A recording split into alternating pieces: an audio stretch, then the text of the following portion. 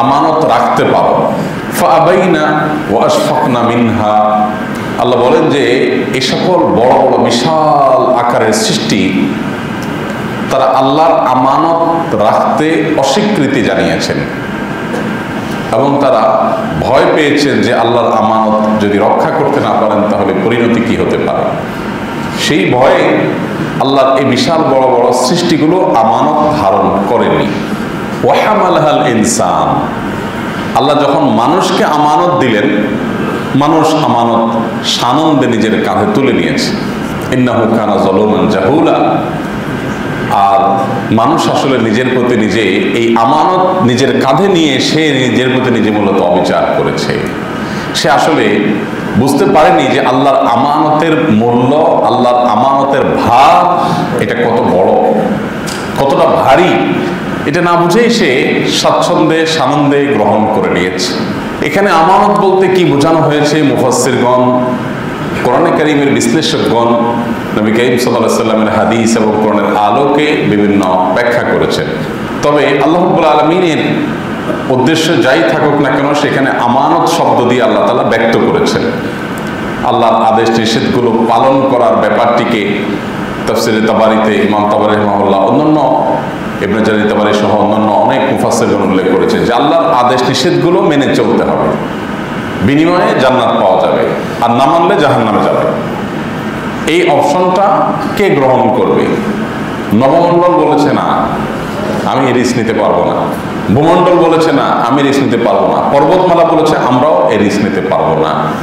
আল্লাহর সৃষ্টি হিসেবে আল্লাহর আনুগত্য করার মতো শক্তি কিংবা আল্লাহর আনুগত্যের পরিপন্থী কাজ করবার মতো শক্তি আল্লাহ তাআলা মানুষকে দিয়েছেন, যেহেতু মানুষ এই আমানত গ্রহণ করেছে।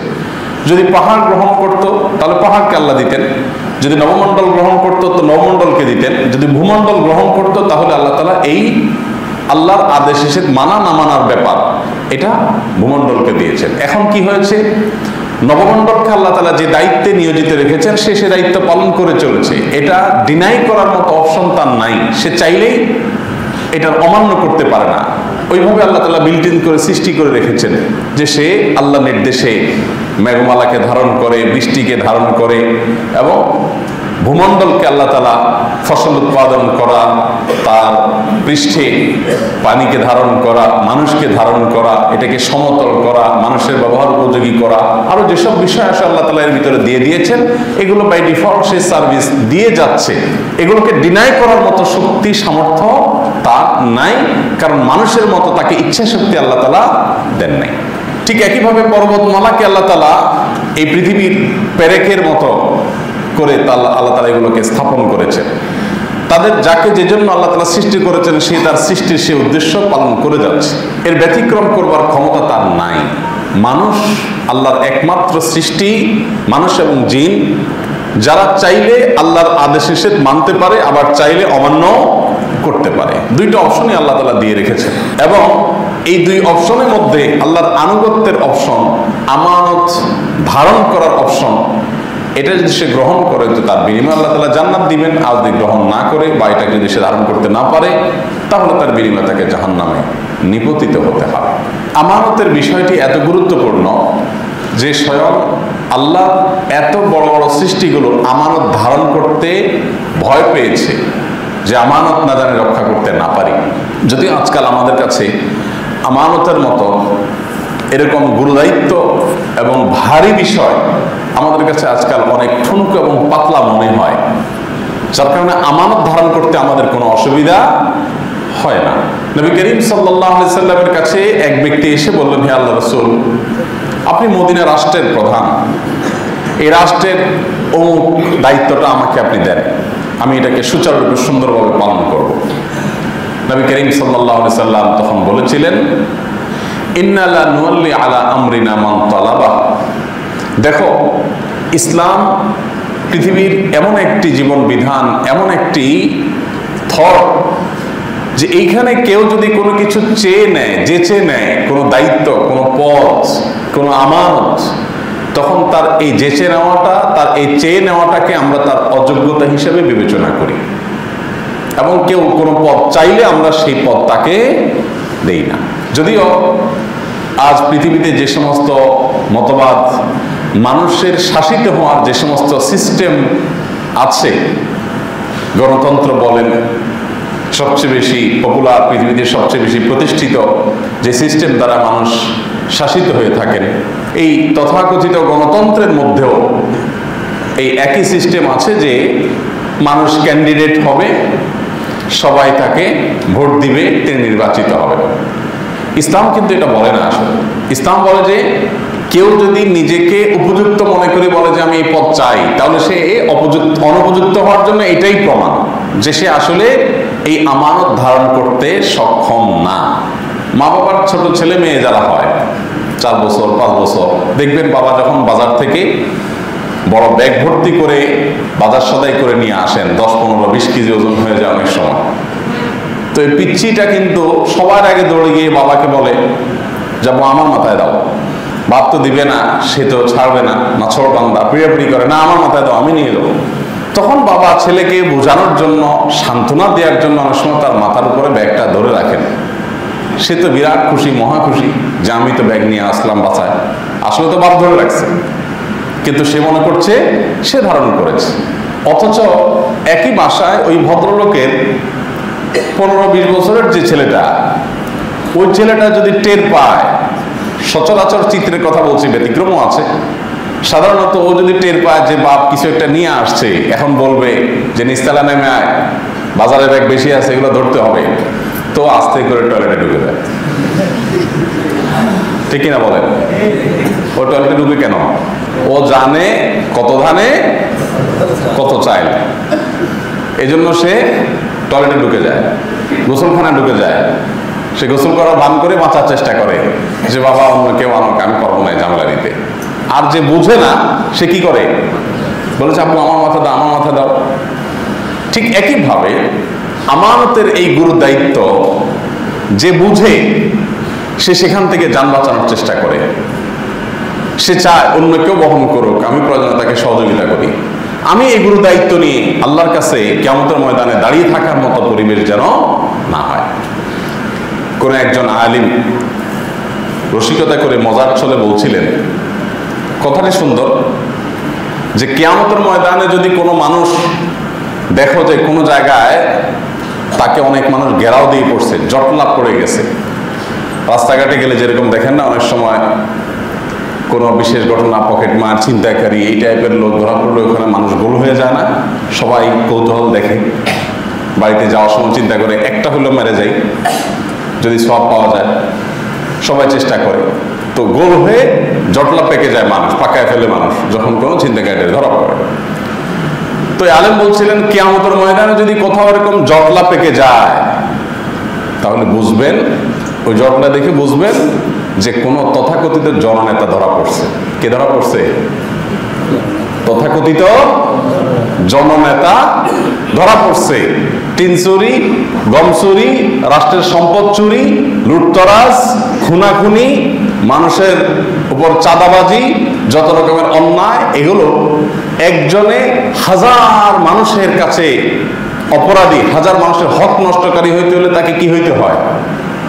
তথাকথিত জননেতা হতে হয়, রাষ্ট্রের সম্পদ আত্মসাৎ করার মতো চেয়ারে তাকে যেতে হয়, তাহলে সে এত মানুষের কাছে অপরাধী হয়। তো এরকম বড় কোনো জটলা যদি কিয়ামতের ময়দানে পড়ে যে হাজার হাজার মানুষ, লাখে মানুষ তারা ঘিরে ধরছে, তাহলে বুঝবা যে কোনো ওই দুনিয়ার কোনো টিনচোর গমচোর কি হয়েছে?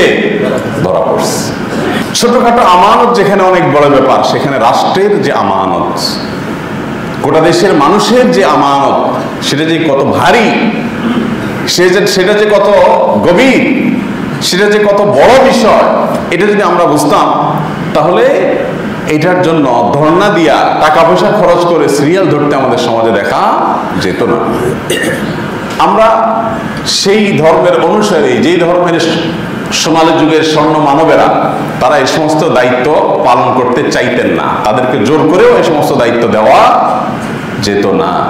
আমরা অনেকেই আছি, রাষ্ট্র তো অনেক দূরের কথা, ছোটখাটো বিষয়গুলোকে আমরা নিজেদের কাঁধে নেওয়ার জন্য আমরা অস্থির হয়ে যাই। মসজিদ কমিটির দায়িত্ব নেব, সভাপতি হব, সেক্রেটারি হব, সদস্য হব, এগুলোর জন্য আমাদের কম্পিটিশন থাকে। বাজার কমিটির কোনো একটা দায়িত্ব পাবো, মার্কেট কমিটির কিছু একটা পাবো, দায়িত্ব নেওয়ার জন্য আমরা পাগল করা হয়ে যাই। তাই না? নবী করিম সাল্লাল্লাহু আলাইহি সাল্লাম বলেছেন, যে ব্যক্তি কোনো দায়িত্ব চেয়ে নেয়, ওই যে ব্যক্তিটা এসে নবী সাল্লাল্লাহু আলাইহি সাল্লামের কাছে চেয়েছেন যে আমাকে দায়িত্বটা দেন, তিনি তখন বলেছিলেন, ইন্নাকা ইযা উতিতাহা আন মাসআলাতিন ওয়াকিলতা আনহা ওয়া ইযা উতিতাহা মিন গায়রি মাসআলাতিন উইনতা আলাইহা। কোন দায়িত্ব যদি তুমি চাওয়া ছাড়া তোমার উপরে এসে পড়ে, সবাই তোমাকে চাপিয়ে দিয়েছে, সবাই তোমাকে অনুরোধ করেছে, এটা যদি তোমার কাঁধে আসে, তাহলে মনে রাখবে আল্লাহ তাআলা তোমাকে এই দায়িত্ব পালনে সাহায্য করবে। আর যদি তুমি নিজের চেয়ে তদবির করে এই দায়িত্ব নিজের কাঁধে নিয়ে নাও, তাহলে এই দায়িত্ব সম্পর্কে কিয়ামতে তোমাকে যেমন জিজ্ঞাসা করা হবে, এবং এই দায়িত্ব নিয়েই তোমাকে কিয়ামতের ময়দানে পার হওয়া কঠিন হয়ে যাবে।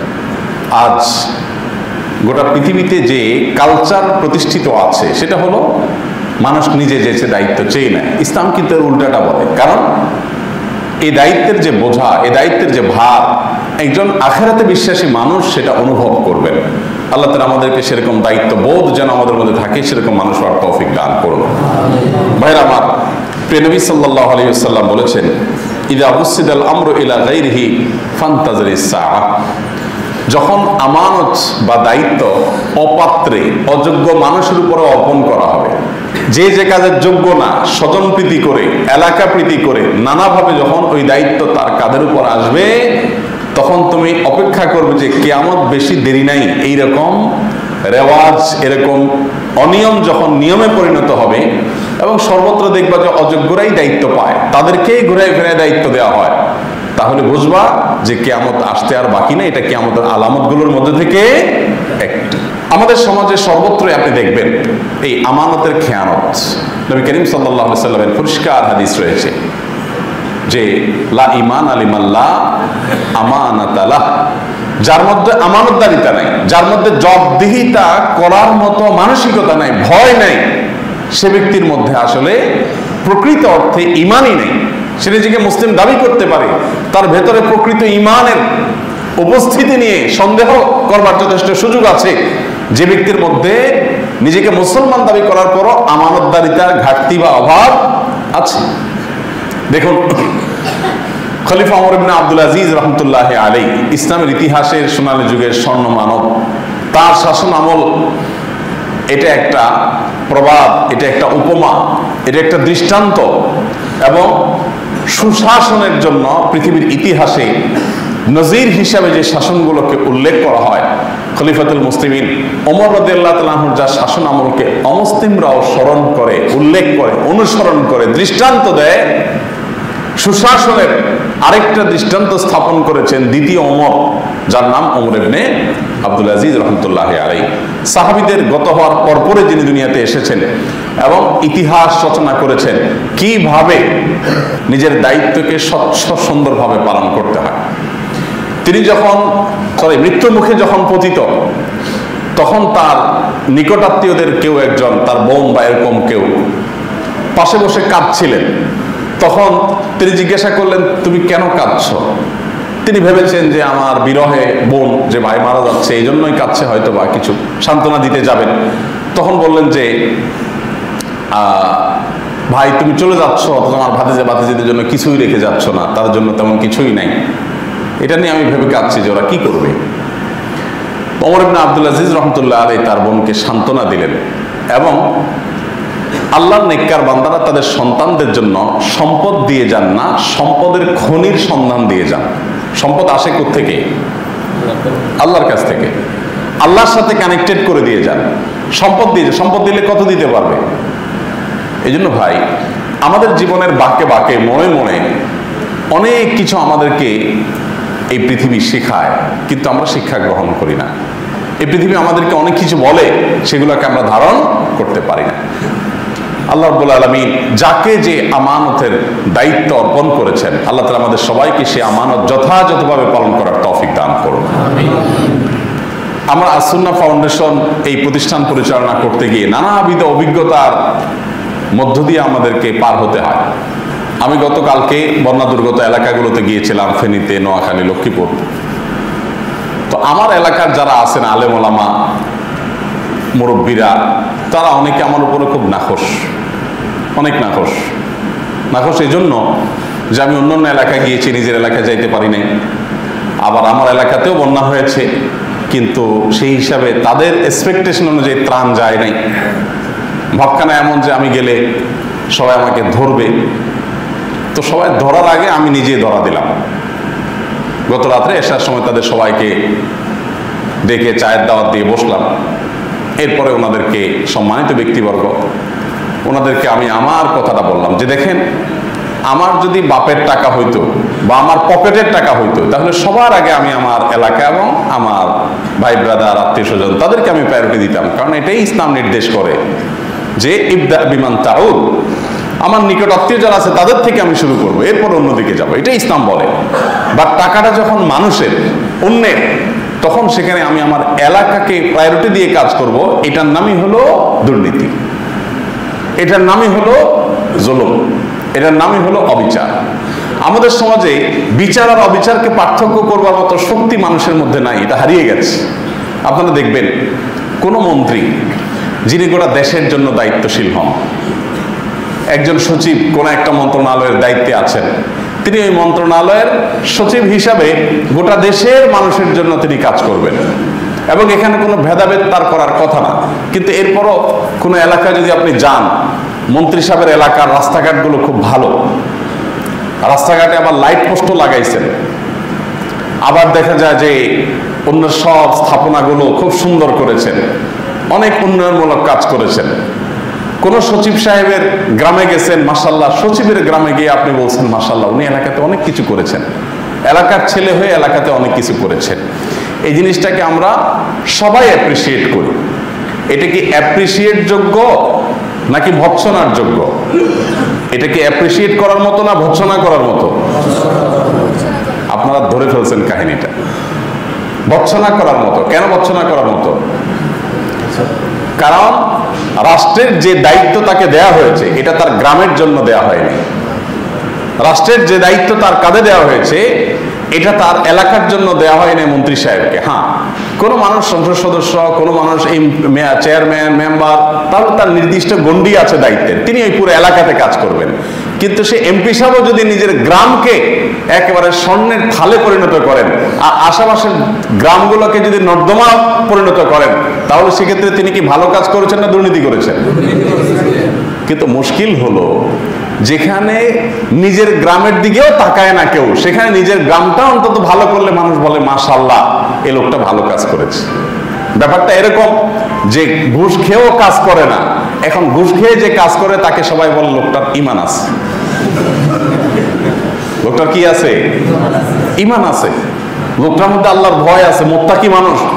কারণ জবান ঠিক রাখে, সে ঘুষ খাইছে, কাজটা করে দিছে। কারণ সমাজে যখন আশেপাশে ঘুষ খাইয়াও ফাঁকিবাজি করে, ঘুরায়, কাজ করে না, তখন যে ঘুষ খেয়ে কাজ করে, তখন মানুষ মনে করে এই লোকটা কি সৎ।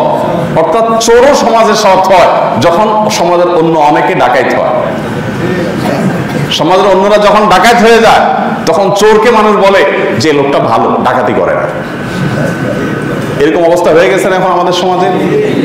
আমি প্রায় দেখি বিভিন্ন জায়গায় গেলে, যে কোনো এলাকার খুব বড় কোনো পাওয়ারফুল মানুষ, রাজনৈতিকভাবে পাওয়ারফুল বা প্রশাসনিকভাবে কোনো বড় দায়িত্বে আছেন, ওনার এলাকার উন্নতি দেখে মানুষ প্রশংসা পঞ্চমুখ হয়ে যায়। আমি বলি যে এটা কিভাবে আপনারা প্রশংসা করেন? ট্যাক্স দেয় সারা দেশের মানুষ, ভ্যাট দেয় সারা দেশের মানুষ, সারা দেশের মানুষের ট্যাক্সের টাকায় উনি ওনার এলাকাকে উন্নত করলেন, বাকি এলাকাগুলোকে সেভাবে উন্নত করলেন না। উনি তো স্বজন প্রীতি করলেন, এলাকা প্রীতি করলেন, তিনি তো দুর্নীতিবাজ। তিনি আপনার কাছে সৎ হয় কিভাবে? আপনি তাকে সৎ এই জন্য বলতেছেন কারণ বাকিগুলো এলাকাতেও কাজ করে না, এগুলো সব বেগম পাড়া বাড়ি করে। যে সমাজে সব টাকা পয়সা সব নিয়ে বেগম পাড়া বাড়ি করে, দুবাই নিয়ে ব্যবসা করে, সিঙ্গাপুর নিয়ে সম্পদের পাহাড় গড়ে, ওই সমাজে কেউ যদি নিজের এলাকা কিছু করে, আমাদের কাছে মনে হয় মাশাআল্লাহ, তো সাক্ষাৎ ফেরেশতা। অর্থাৎ আমরা নামতে নামতে কোন জায়গায় গিয়ে ঠেকেছি সেটা কি আমরা অনুভব করতে পারছি? আল্লাহ রাব্বুল আলামিন আমাদের সবাইকে আমানতের দায়িত্ব সম্পর্কে সচেতন হওয়ার, দায়িত্ববান হওয়ার তৌফিক দান করুন। ভাইরা আমার, তো আমি আমার এলাকার আলেম ওলামাদের নিয়ে গতকাল এসার সময় বসছিলাম।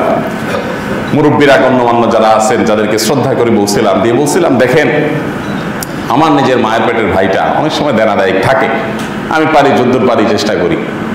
আমি যদি চাই যে তাকে আমি ফাউন্ডেশন একটা ফান্ড দিয়ে ভাসাই দিব, এই চাওয়ার ক্ষমতা আমার নাই, আমার হাত পা বাঁধা, এই ক্ষমতা আমার নাই। আমরা চাইলে অনেক কিছু করতে পারি না, কারণ আল্লাহর কাছে আমাদের জবাবদিহিতা আছে। মানুষ আমাকে আমার এলাকা দেওয়ার জন্য দেয় নাই, প্রত্যেকেরই এলাকাতে গরিব দুঃখী আছে, সে আমার কাছে কেন দিয়েছে? সবচাইতে উপযুক্ত লোকটা বের করার জন্য আমার সাধ্যের শেষটুকু পর্যন্ত চেষ্টা করা, এটাই আমার দায়িত্ব, এই জন্য সে আমার কাছে দিয়েছে। সো আমি এই জায়গাতে আপনি নাখোশ হলেও কিছু আসবে যাবে না। আমার আব্বাজান রহমতুল্লাহ আলাই বেঁচে থাকতে আমাকে প্রায় বলতেন, বাবা এলাকার অমুক আছে তমুক আছে, এমন আমার সাধ্য অনুযায়ী নেন 2000 5000, আমি যেটা পারি গরিব মানুষ হিসেবে দিতে পারি। কিন্তু আপনি এটা আশা করেন না যে মানুষের দানের টাকা আমি এলাকায় কাউকে দিয়ে দিব, কারণ এটা আমার এলাকার জন্য। হ্যাঁ, এলাকায় যদি নিডই হয়, অন্য 10 জন পেলে সে অবশ্যই পাবে, কিন্তু এলাকা হিসেবে কোনো প্রায়োরিটি পাওয়ার কোনো অধিকার নেই। দেখুন, আমরা অনেকেই আছে যে আমাদের আত্মীয় স্বজন, আমাদের পরিচিত লোকজন, তাদের জন্য আমরা স্পেশাল সার্ভিসের ব্যবস্থা রাখি। আজকে আমাদের দেশটাতে যে অপশাসন, যে অনিয়ম, যে দুর্নীতি রন্ধ্রে রন্ধ্রে ঢুকে গেছে, এগুলো একদিনে ঝেঁকে বসে নেই। মানুষ অন্যায় নিয়ে গর্ব করে। ধরেন আপনার একজন মামু আছে, আপনার একজন খালু আছে প্রশাসনের খুব গুরুত্বপূর্ণ কাজে, ধরা যাক নিয়ে টেনশনে আছি, আমি লাইসেন্সটা বানাবো, আর আপনি খুব গর্ব করে তখন বললেন, আরে বিআরটি এর অমুকটা আমার দুলাভাই, আমি তো গেছি আর বানানি চলে আসছি। এরকম করে কি করে না মানুষ বলে? অর্থাৎ একটা 2 নম্বরে কাজ করে সেটাকে নিয়ে বুক ফুলে মানুষ গর্ব করতেছে। আপনার দুলাভাই হোক আর আপনার সেলেক সম্বন্ধী হোক, তাতে আপনার জন্য তো স্পেশাল কোনো সার্ভিস দেওয়ার রাইট তার নাই। অন্য 10 জনকে যে সার্ভিস দিবে আপনাকেও সেই সার্ভিস দিবে, কিন্তু সেটা কি হয় না? গর্ব করে আমরা বলি, আরে অমুক তো আমার এটা, তমুক তো আমার এটা, মানে আমার তো কোনো ব্যাপার না। তো আমি যে এই যে নিয়ম ব্রেক করে কোনাকানি পথে, শর্টকাট পথে যে আমি আমার কাজটা করে আনতে পারতেছি, সেটাকে নিয়ে আমি আবার গর্ব করতেছি, এটা কি গৌরবের বিষয় না লজ্জার বিষয়? এটা তো দুর্নীতি, এটা তো আমি নিয়ম ভঙ্গ করলাম। এখন আপনারা বলবেন যে আপনি কি এটা করেন না? আমিও করি, তবে আমার করাটা হয় বেশিরভাগ ক্ষেত্রে আমি চেষ্টা করি বাঁচার জন্য। এয়ারপোর্টে একাধিকবার এরকম হয়েছে যে লাইনে দাঁড়াইছে, তো আমাকে সিকিউরিটির লোকজন এসে সরাই নিয়ে গেছে। তাই বললাম, ভাই কেন সরাচ্ছেন? সবাই লাইনে দাঁড়াইছে, আমিও দাঁড়াই, সমস্যা নাই তো। তো বলে না, আমাদের দায়িত্বই হলো এমন কেউ যদি লাইনে দাঁড়ায়, যে দাঁড়ালে সেখানে মানুষ ঘিরে ফেলবে, ডিস্টার্ব হবে, আমাদের কাজের ক্ষতি হবে, সেখানে ভিড় হয়ে যাবে বা নিরাপত্তার সমস্যা হতে পারে, তখন আমরা তাকে সরাই নিয়ে যাই। এটা আপনার জন্য আলাদা কিছু না, আপনার ভক্ত হিসাবে আমি করতেছি, তার এটা আমাদের দায়িত্ব। ঠিক আছে, তাহলে করেন, সমস্যা নেই। কোনো ডাক্তারের ওখানে গিয়ে যদি সিরিয়াল ধরা যায়, তো ওখানে আমি পেশেন্টদের, যদি ডাক্তার বলে ভাই আপনার সিরিয়াল লাগবে না, আপনি চলে আসেন, তখন আমি চেষ্টা করি পেশেন্টদেরকে বলার, ভাই ডাক্তার সাহেব আমাকে যাইতে বলতেছে, বাট অধিকার তো আপনাদের। তখন সবাই যারা চিনে বলে যে ভাই যান, অসুবিধা নেই। এতটুকু করার চেষ্টা করি। আমি যে ফেরেশতা তা না, কারণ এই সমাজের একজন আমিও তো।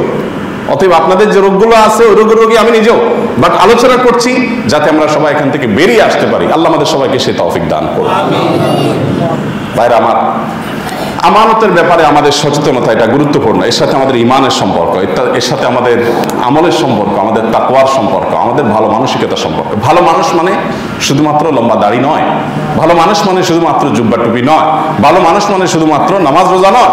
এগুলো ভালো মানুষের অনেক গুরুত্বপূর্ণ নিদর্শন হলেও ভালো মানুষের অন্যতম প্রধান নিদর্শন হলো ভালো মানুষ সৎ হবেন তার কর্মে, তার কথায়, তার কাজে, তার বিশ্বাসে, তার আচরণে। তার ভিতরে নীতিনৈতিকতা থাকবে, তার ভিতরে শৃঙ্খলা বোধ থাকবে। আমাদের লজ্জা হয় যখন পৃথিবীর অন্যান্য দেশের দিকে তাকাই, অমুসলিম প্রধান দেশগুলোতে মানুষ সিরিয়াল মেনটেন করে দাঁড়িয়ে থাকে, কেউ এদিক সেদিক যায় না। জাপানের টোকিওতে একবার কোন এক জায়গা থেকে টোকিওতে আসছিলাম একটা ট্রেনে করে, আমি আমার সাথে একজন বাংলাদেশি ভাই, সাইদ ভাই, উনি ছিলেন। তো টিকিট পাঞ্চ করে তারপর বের হতে হয় স্বাভাবিকভাবে। তো ওনার টিকিটটা উনি হারাই ফেলছেন সামহাও, আমারটা আছে। তো এখন যেখানে পাঞ্চ করে বের হইতে হবে ওখানে কোনো লোক পাহারা দেওয়ার মতো নাই, একটা বক্স আছে, ভিতরে লোকজন আছে, বাট কেউ এখানে দেখছে না দাঁড়িয়ে দাঁড়িয়ে টিকিট ঠিক আছে কিনা, সবাই যার যার মতো পাঞ্চ করে করে বের হয়ে যাচ্ছে। তো একজনে পাঞ্চ করলে 2 জন 3 জন বের হওয়া যাচ্ছে এরকম। তো সাইদ ভাই ওখানে এসে দাঁড়ায় গেলেন যে ওনার যেহেতু টিকিট হারাই গেছে, আমি সাথে ছিলাম, তুই বললো ভাই তাহলে আমি একটু দায়িত্বরত অফিসারকে আছে তার সাথে কথা বলি, আমি যে টিকিট কিনছি তার এভিডেন্স আমার কাছে আছে, আমার অ্যাকাউন্ট থেকে টাকা কেটে নিয়ে গেছে, SMS আসছে, ওটা দেখাবো তাকে। আমি অবাক হলাম যে সবাই চলে যাচ্ছে, উনি চলে যেতে পারে চাইলে, কিন্তু উনি দাঁড়ালেন, গেলেন, অফিসারের সাথে কথা বললেন, তাকে দেখালেন মেসেজ, দেখায় তারপর বললেন যে আমার তো এই যে আমি টিকিট কাটছি, যে আমার অ্যাকাউন্ট থেকে টাকা কেটে নিয়েছে এত মিনিটে এই তারিখে, এই যে সব আছে তোমাদের অ্যাকাউন্টে টাকা গেছে, বাট টিকিটটা আমি হারাই ফেলছি। তখন সে তাকে ওপেন করে দিয়েছে, যাও তুমি। বাইরে আসার পর আমি বললাম ভাই আপনারা এত বোকাশোকা, বাংলাদেশের মানুষ হলে এই জায়গায় কত আগে পারে চলে যেত। জাপানে থেকে কি লাভ হইলো আপনার বলেন? আপনার তো বাঙালিদের কাছ থেকে শেখা উচিত এসব বিষয়গুলো। এখানে আপনি 10টা মিনিট সময় নষ্ট করলেন অযথা। বাঙালির কাছে সময়ের দাম কত জানেন? চট করে চলে যেত। আপনি তো চুরি করেন নাই তো, আপনি তো টিকিট কাটা আছে, মিথ্যা বলেন নাই তো, সমস্যা কি? তিনি আমাকে বললেন যে ভাই বাংলাদেশে থাকলে এগুলো আমরাও করতাম, বাট এখানে থাকার পর এগুলো ভুলে গেছি। অর্থাৎ ফাঁকি যে দেওয়া যায়, অথবা আমি সিস্টেম ভায়োলেশন করা যায়, আমি সব, কিন্তু সিস্টেমের ব্যতিক্রম যে করা যায় এটাই আমরা ভুলে গেছি। আমাদের লজ্জা হয় যে ইসলাম আমাদেরকে যে সততার ব্যাপারে এত গুরুত্ব আরোপ করেছে সেটা আমাদের জীবনে নাই, যার কারণে অন্য ধর্মাবলম্বীদের ভালো মানসিকতা দেখে আমরা তাদেরকে নিয়ে ওয়াও মাশাআল্লাহ বলা লাগে। আমাদের নিজেদের অবস্থা ততই বচ। আল্লাহ তাআলা আমাদের সবাইকে সততার পথে সবসময় পরিচালিত হওয়ার তৌফিক দান করুন। নীতিবান আদর্শবান মানুষ হওয়ার তৌফিক আল্লাহ তাআলা আমাদেরকে দান করুন। আমাদের যারা যখন যে দায়িত্ব পান তারা সেই দায়িত্ব যেন আমানতদারিত্বের সাথে পালন করতে পারে, আল্লাহ তাদেরকে সেই তৌফিক দান করুন। যারা রাষ্ট্র পরিচালনার দায়িত্ব পান, গণতন্ত্র জিনিসটাই এরকম একটা ভোজন ভাজন দিয়ে ধামাচাপা দিয়ে মানুষকে বুঝাই দেওয়ার এমন একটা আইটেম যে আপনি একজনকে এমপি বানাবেন, উনি আপনার এলাকার মানুষের সবার প্রতিনিধি। উনি যাইয়া ওই এলাকাতে 4 লাখ 5 লাখ মানুষ যদি বসবাস করে, ওই 5 লাখ মানুষের তরফ থেকে যা বলবেন ওটা 5 লাখ মানুষের ভয়েস। আসলে কি 5 লাখ মানুষের ভয়েস তার মুখ দিয়ে আসে? সম্ভব এটা? বেশিরভাগ ক্ষেত্রে বরং সংখ্যাগরিষ্ঠ মানুষের চিন্তা ভাবনা তার দ্বারায় প্রতিফলিত হয় না, কিন্তু সেটাই আইন হয়ে গেছে। যারা যখন ক্ষমতায় থাকে তারাই তখন গণ আকাঙ্ক্ষার কথা বলে তাদের নিজেদের এজেন্ডাগুলো বাস্তবায়ন করে। ঠিক কিনা বলেন? গণ আকাঙ্ক্ষা ভাই, গণ আকাঙ্ক্ষার মধ্যে তো আমারও তো আকাঙ্ক্ষা আছে। এখন আপনি যেটা বলতেছেন এটা গণ আকাঙ্ক্ষা, আমি তো ওই আকাঙ্ক্ষার সাথে একমত না। আমার মতো এরকম লাখ লাখ কোটি মানুষ হয়তো একমত না, তারপরে আপনি সেটাকে গণ আকাঙ্ক্ষা বলে বুজন বাজন দিয়ে দিচ্ছেন। আমানতের খেয়ানত, দায়িত্ব পেয়েছেন, এই চান্সে গণ আকাঙ্ক্ষার নাম দিয়ে গণবিরোধী, গণমানুষের চিন্তা চেতনা আদর্শ মূল্যবোধ বিশ্বাস ধর্ম পরিপন্থী বিষয়গুলোকে চাপিয়ে দিচ্ছেন। এর চেয়ে বড় ভণ্ডামি এবং শয়তানি আরেকটা হতে পারে না। আল্লাহ রাব্বুল আলামিন যারা যখন দায়িত্বে আসেন তাদের সবাইকে এই শয়তানিগুলো থেকে বেঁচে থাকার তৌফিক দান করুন। আর আমাদেরকে সজাগ সচেতন হতে হবে, সতর্ক হতে হবে যে গণমানুষের আকাঙ্ক্ষার নামে, জন আকাঙ্ক্ষার নামে এই লাইসেন্সকেও নিয়ে